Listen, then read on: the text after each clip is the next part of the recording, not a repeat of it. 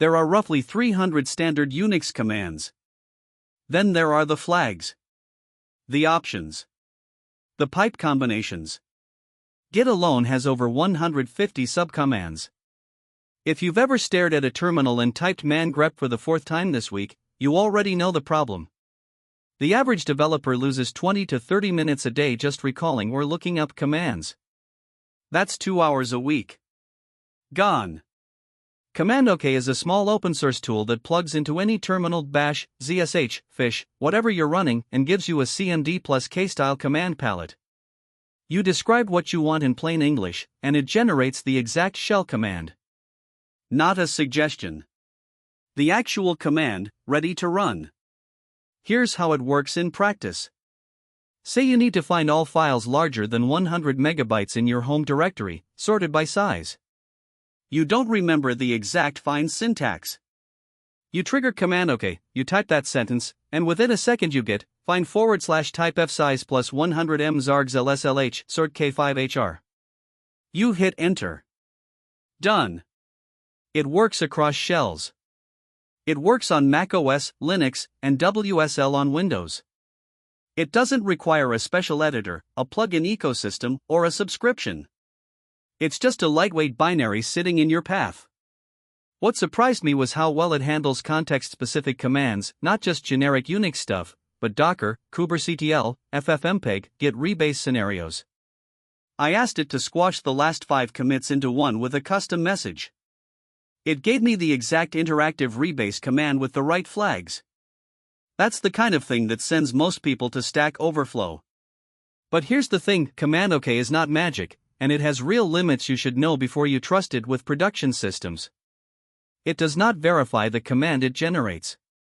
If you describe something ambiguous, you might get a command that is syntactically correct but semantically wrong for your situation. It generated a correct-looking RM command for me during testing that I absolutely would not have run without double-checking first. The tool does not know your file system, your environment variables, or your running processes.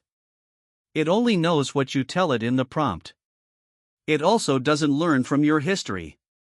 Every query is stateless. So if you work in a very custom environment, weird aliases, proprietary CLIs, internal tooling, it won't pick that up. You're always describing from scratch.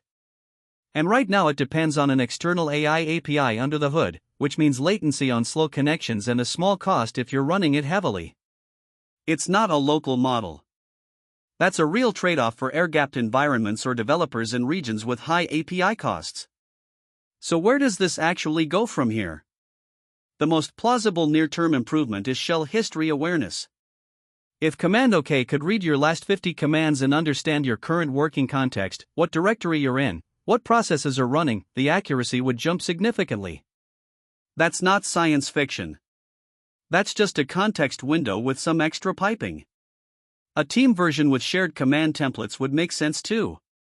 Imagine onboarding a new developer and giving them a CommandOK config that already knows your internal tooling.